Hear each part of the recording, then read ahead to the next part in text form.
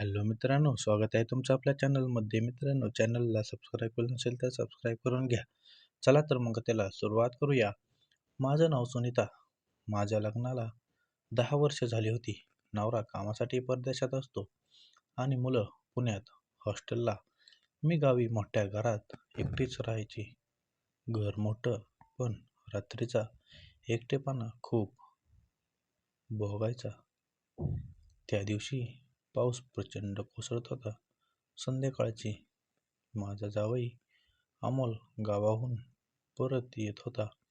माझ्या मुलीचं 2 महिन्यापूर्वीच लग्न झालं होतं आणि अमोल पहिल्यांदाच एकटाच सासरी येणार होता. संध्याकाळ झाली आणि विजा चमकू लागल्या. मी घरातील दिवे लावून ठेवले. स्वयंपाक केला. रात्री 10:30 वाजता दरवाजावर टकटक झाली. मी उघडलं तर अमोल पूर्ण भिजलेला उभा होता. अंगावर पांढरा शर्ट चिटकलेला, केस ओले झालेले. "अरे अमोल, आत ये लवकर." मी टॉवेल दिला. तो हसला, पण डोळ्यात काहीतरी वेगळं होतं. थोडं लाजरं, थोडं गंभीर. मी त्याला गरम जेवण वाढलं.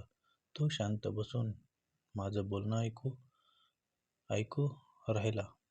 "काय झालं? इतकं गप्प का आहेस?" मी विचारलं. "काही नाही, फक्त आज इथे एकटाच आहे ना, म्हणून थोडं वेगळं वाटतंय."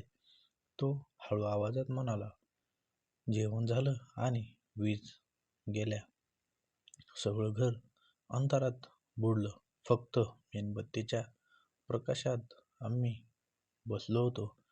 वरच्या खोलीत जा, कपडे बदलून घे, थंडी लागेल, मी सांगितलं. थोड्या वेळाने तो हॉलमध्ये परत आला. साधा टी-शर्ट आणि ट्रॅक पॅन्ट घालून. पावसाचा आवाज, अंधार आणि शांत घर. वातावरण पूर्ण वेगळं झालं होतं. मी स्वतःही शाल पांघरून बसले. तो माझ्यासमोरच सोफ्यावर बसला. "तुम्ही एकटी राहता, भीती नाही का वाटत?" त्याने विचारलं. मी हसले. "सवय झालीये आता, पण आज इतक्या पावसात हो, थोडं वेगळं वाटतंय." त्याने माझ्याकडे थोडं जास्तच वेळ पाहिलं. नजरेला नजर झाली. माझं हृदय जोरात धडधडायला लागलं. "काकू म्हणजे मामी, खरं सांगू का?" तो संकोचात बोलला. "हं, सांग." "तुम्ही खूप छान दिसता. नेहमीच विचार करतो, इतक्या सुंदर आणि सोज्वल आहात तुम्ही." मी क्षणभर गप्प झाले. त्या रात्री वातावरणात काहीतरी अनोखं होतं. पावसाचा सुगंध, अंधार आणि तो हळूहळू. आम्ही बोलत राहिलो.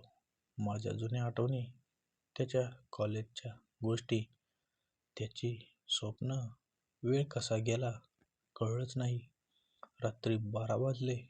खाली झोपू का वरच्या खोलीत? त्याने विचारलं. "वरच झोप, खाली थंडी आहे." मी त्याला खोली दाखवली, पण झोप यायचं नाव घेत नव्हती. अचानक वरच्या खोलीतून आवाज आला. मी गेले तर खिडकीत उभा होता, पावसाकडे पाहत. "झोप आली नाही?" मी विचारलं. "नाही, पण तुम्ही या." त्याने हाताने इशारा केला. त्या रात्री आम्ही खूप बोललो, हसलो. जुन्या गोष्टी आठवल्या. पहाट झाली. पाऊस थांबला आणि माझ्या आयुष्याला एक नवं वळण मिळालं.